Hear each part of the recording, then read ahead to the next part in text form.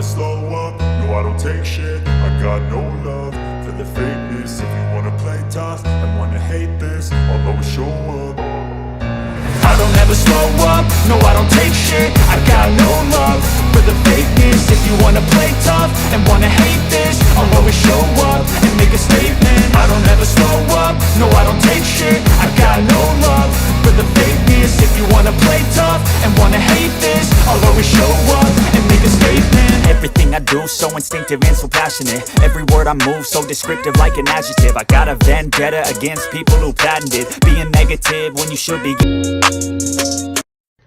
Hey guys, thanks so much for tuning in. Alright, so I've got a decent bit of info to share with you guys today. I'm super excited to touch base on some really great topics, and I hope you guys love the info that I'm presenting to you guys. So in this video, I'm going to try to touch base on a few different topics, but if I can't get everything into one video, I'll be posting another video that's going to cover a few other topics. It depends on how much info I can get into each point that I've added. With any luck, I'll be able to fit it all into one, but if not, definitely tune in for the other part and check out all the other info. So I want to touch base on our current country status, the recession, job scams, money laundering schemes, and shell companies before our first point. And then with any luck, we'll be able to get to the other points, including major companies and franchises going under, filing for bankruptcy, and the recovery efforts, and people that are typically, or should I say business owners that are typically able to sustain the most, and what are the main reasons why they're able to do so, to kind of give you guys a tad bit of insight into our day-to-day lives around here. And with any luck, we'll also be able to get to inflation, but we're at the minute mark already, so I'm guessing we'll probably get through maybe the first point and maybe a tad bit of the second point, and then there may have to be an additional video to cover at the third point. So as you guys know, our country has gone through many major recessions. One of our major recessions was the Great Depression, which fell within its own category as the Great Depression because it was such a hard time for our country overall. This took place during the 1900s. We are in the 21st freaking century, and we are still going through constant recessions. And for a lot of the major points that we go through where a recession is actually noted, it is due to the fact that we were recovering for a decent bit. Now, in growing with age, it's kind of been one of those factors that with me and a lot of other people that are my age, I am currently 26, so for a lot of my other 20s people, you guys get what I mean by we've come from being teenagers and learning about these things in school and learning throughout life that even though everything may have seemed freaking great and our parents and our family members and people around us have done the most to make everything just seem as exceptional as possible, that way we can live the best lives possible. And then for those that have gone through a hardship in their lives that has caused their stories to be filled with just so much overall hardship in the home places, I send my love out to each of you. If you're watching this, I love you guys. I hope that you continue to overcome anything that life throws at you and that you just continue to be freaking awesome.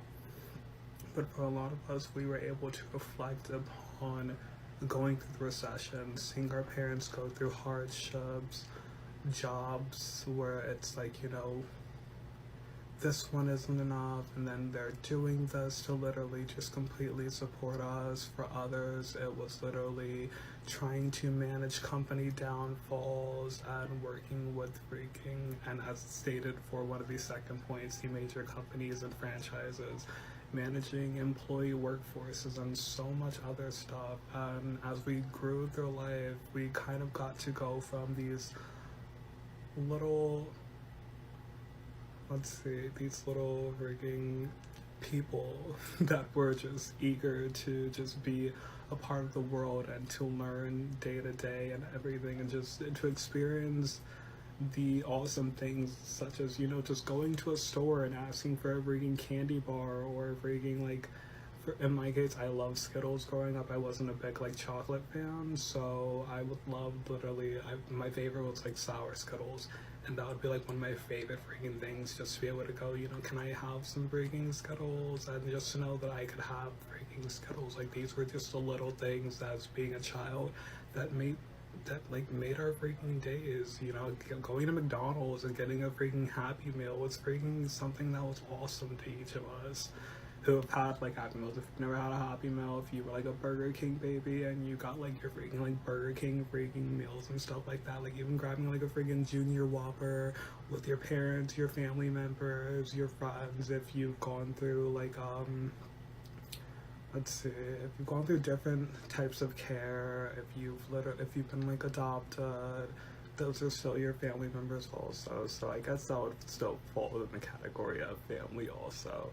I was gonna say, for that basis, I would say, you know, even if you feel as though, and this one, honestly, something that can be touched base upon. If you grew up in an adopted household and you felt as though, you know, it wasn't like the best for you and you really didn't have that connection with them, I don't want to throw you into the category of having to look to others as, you know, that family, you know, support system if they weren't that support system for you. I don't want you to feel as though you have to like watch this, hear that aspect, and feel as though you have to conform. You have your own lives and your own aspects that you've gone through, and fitting into a category of the norm, if you weren't in situations that fell into the norm, doesn't have to be that basis to kind of create that mindset where you have to conform towards that an overall generalized thought overall. But these were the moments that set the basis for going through life and learning to be more mindful, to gain knowledge and an understanding of the world around us overall. And in turn, it's been interesting. So, as I stated, I am 26. I was born in 1999. Let's see, 2 years after I was born, the 9/11 attacks happened. With being such a young child, I was literally, I would say, let's see, 2001, I was 1 year old, and then I turned 2 by the end of the year. So a month after the 9/11 attacks, I had turned 2, heading into the new year. I didn't really know, like, you know, what was going on during the time or how much that impacted our society. I was a kind of baby, and then as growing through my childhood, it was, you know, growing up in a country that's like recovering, setting all of these standards for breaking flight travel. Anti-terrorism became a major thing, and it has been for a long time, and it became one of those prevalent factors that was spoken about a lot in day-to-day aspects. From, let's see, I would say I became mindful of it maybe during like my preteen years-ish, as it became something that wasn't just, you know, spoken of as a remembrance day in school. It became something that was explained more, that people began to talk about day to day as the country began to recover from, you know, all of the major aspects going on around the world. And one of the major factors that added to that was the wars in the Middle East. And I remember watching things such as like Bring It On, where there was like that cheerleader dude who was like, you know, peace to the Middle East, and it was like that freaking super like quirky freaking like, you know, funny thing. When you're like young, you're like, you know, what does he mean, like, you know, peace to the Middle East? But the way he said it was like interesting and it seemed fun. But I would hope that if there's anything going on, there is peace in that area. It was our ideal mindset as a child, and as we grew older to understand what was going on, we kind of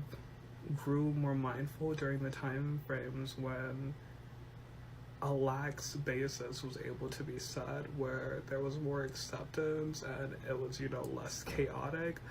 But these were the times where we were recovering from the recessions that we didn't even notice while growing up.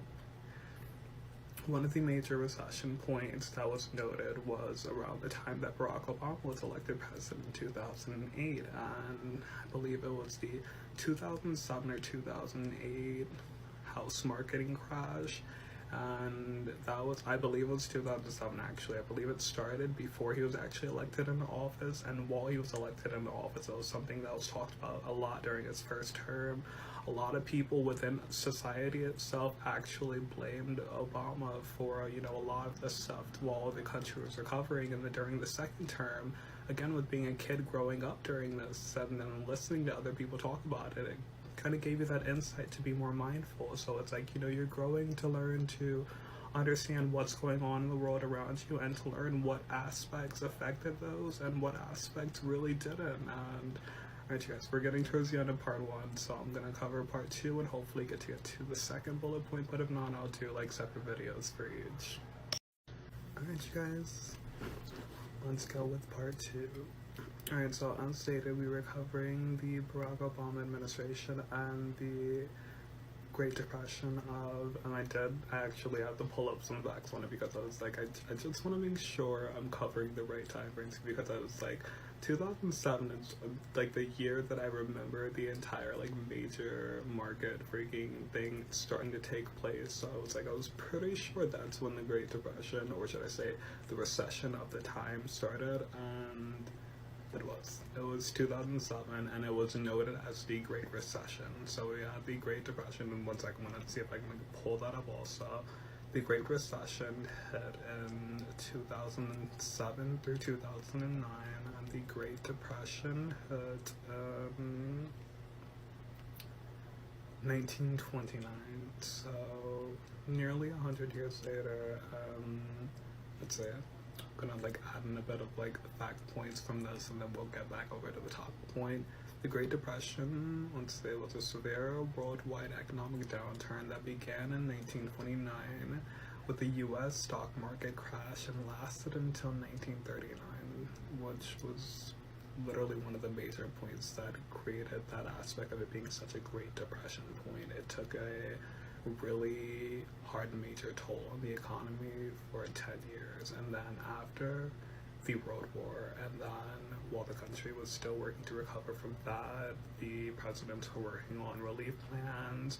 We had our politicians from all over the country working on ways to literally just reform, implement the new policies, put their minds together to literally create a way to sustain the economy at this point, because it was something that had never happened before. There was never this major point where people were like, you know, we're seeing the hardship all over the place. We're seeing what the heck is going on, and it's ridiculous. There were people freaking living in these small sheds, camped out everywhere, trying to freaking survive on ration freaking portions, stealing food all over the place, and it was such a major point where plans for freaking relief aid started.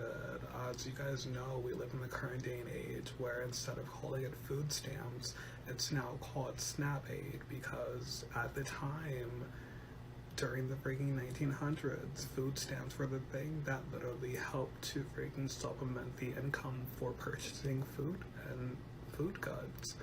And it was an essential freaking aspect for the economy recovering at the time.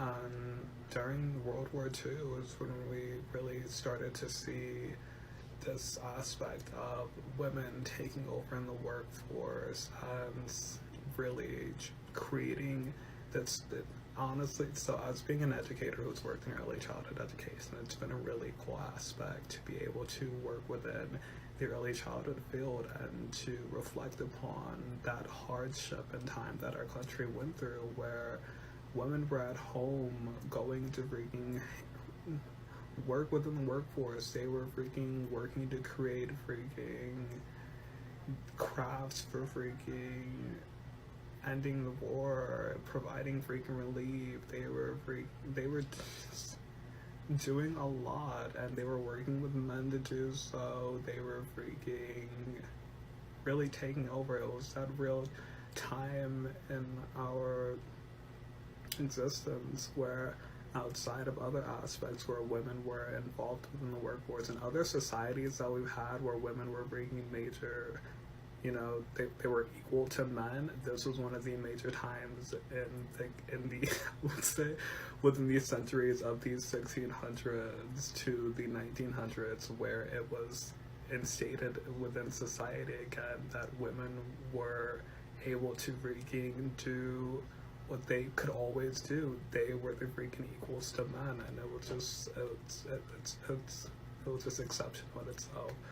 And being able to pop in and help out in early childhood during the modern day was freaking interesting as heck. It's like, bless you, Grams literally just sneezed. It was just super interesting to literally just be like in the workforce, working with women, working with men, and then working in the modern version of what was the home childcare system for, you know, that person who was like, you know, I can take care of the kids and you guys go out and do that, and this was their job. They were literally at home taking care of the children, and that was the start to the home childcare system that we know today. And it's interesting in itself. You guys can always like reflect upon it, do your own research into it, and then also, you know, for those of you that have already learned about stuff that happened during those time periods, you can kind of relate to the aspects of like realizing that was a concept that was like started for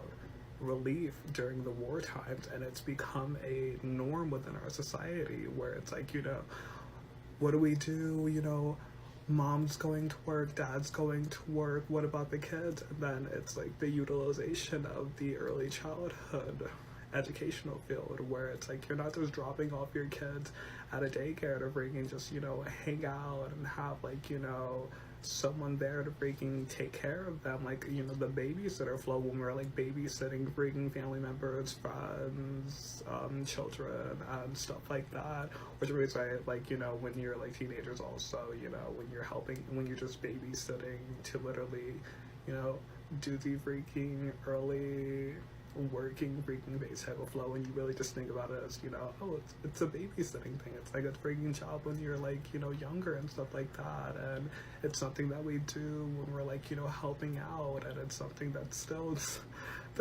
something that, you know, it's typically supplemented with funds also. So typically, like, it's still kind of like, you know, a little like job factor also. But most people, I believe, unless it's like something that they focus upon as, you know, the career-wise set, as, you know, babysitters that actually professionally babysit and nannying, it's kind of one of those things where you're like literally just helping out. But there are actual jobs and careers for that aspect also, and a lot of these things came from the times of hardship, so it's just really cool to see aspects such as that. But back to the Great Recession point. So as stated, during the Obama administration, the Great Recession hit. So the major reforms in which were spoken of during the running period for Barack Obama, as he proposed, would be towards healthcare and economic relief throughout the nation and supporting equality. And a lot of us, as shocking as it is, don't get to reflect upon how much society has evolved. I feel as though I've talked to a lot of people, and for a decent bit, a lot of people were like still within the mindset of not seeing the progress being made while being in integrated areas. And when growing up in a society where we learn about this stuff in school, but us as kids don't really see, you know, that aspect, it was easier for us to kind of like go through life and really understand that, you know, these were things that were already taking place, and our parents were kind of like going through life and being, you know, within the aspects, you know, going through all of these freaking changes within society, but these were still the early phases of these things. So he worked a lot towards, you know, empowering African Americans to know that they are valued, that they have voices, that they can do things, and in reference towards women taking over the workforce during the 1900s, there were African American women and Caucasian women working together and a lot of times you have to literally watch like a documentary or freaking like actually do some research to learn that they were like, you know, working together back then. And it's not like, you know, they started working together after segregation ended, or should we say like during the freaking beginning of the 21st century. They've been working together for freaking centuries, or should we say for freaking like 100 freaking years. It's been interesting in itself. They worked together all throughout the nation since the beginning of the nation. There were people that moved from Africa that weren't actually slaves, that freaking worked with Caucasian people throughout the nation. But these are the things that most people don't focus on. When we're learning about aspects such as slavery, we're focusing more upon the African Americans that were within the South, and we're not focusing on the Africans that actually came from Africa to America and worked alongside everyone else. And these are just the cool aspects to reflect on. Alright, you guys, we're gonna have to do a part 3 on this one and then touch base on the other bullet points. Alright, you guys, we are at part 3 and we planned for 2. Originally the plan was to be able to cover everything in one, but these are a bit excessive. So, unstated, we have gone through these changes within our society where we've worked towards recovering from recessions in the past, and we've gained a lot of insight as towards things that we can do to help society propel itself forward during these times, such as relief aids from SNAP benefits programs, housing programs, and as we close out the Great Recession of 2007 to 2009, we move towards the 2020 COVID-19 recession. And this one is noted as the 2020 COVID-19 pandemic recession. Now this one was one of the major points where we all were like hands-on for this one. For the other recessions, it was more so as everybody being hands-on to maintain the economy and recover as a whole. For the 2020 pandemic recession, this was more so as everybody being hands-on and trying to supply aid to each other, as we were all able to see as the Great Depression, the effects that it had on the economy and the people in our day-to-day lives. So relief aid plans were set in place. Now this one, I'm going to reflect upon a notion from 2 years prior.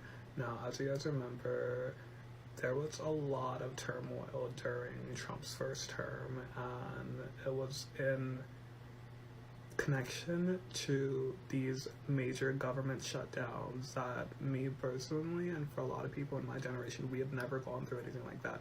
I'd have to do a tad bit of research and see if like anything like that ever happened like prior or during our freaking lifetime that I just didn't notice because I was so young and didn't follow that within the media. But those were some of my first major moments that I'd ever noticed that that was actually possible. And during the time I was back home in New York, I literally just left California, and within like a few months, the first government shutdown that I had ever freaking seen had taken place, and I was so worried. I was like, what the heck is going on? Like, is the government gonna be freaking, is it gonna start back up? Because when I initially saw the story, I didn't know what the heck was going on. All I had seen was that there was a government shutdown, so I was like, what the heck, what, the government is shut down? I didn't know that it was due to, you know, that lock in the decisions for the planning, for the funding budgets for infrastructure. And after I noted that portion, I was like, oh, okay, so this is one of those things where a decision just has to be made. And our first thoughts are, you know, hurry up and make a freaking decision, like, don't freaking keep us at a standstill point, it's causing so much freaking drama. But in reality, it was one of those things that I reflected upon, and I was like, oh my gosh, this is one of those major things that can, number one, happen, and also that can be freaking handled with delicate care, and the decisions that have been made for this are obviously major enough for people to literally be deadlocked into the decisions.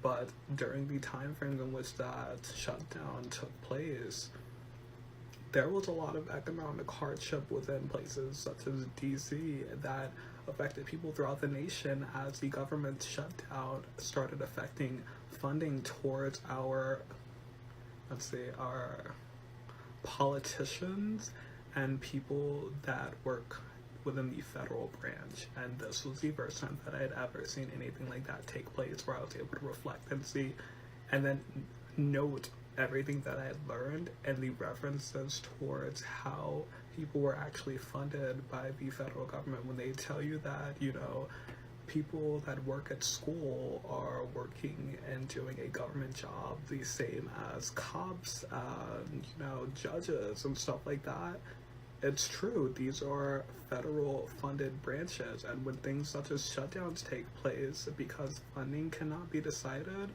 funds can't be supplied to those people. And during the recent shutdown, let's see, I think it lasts like maybe like 3 or 4 months during the end of I'd say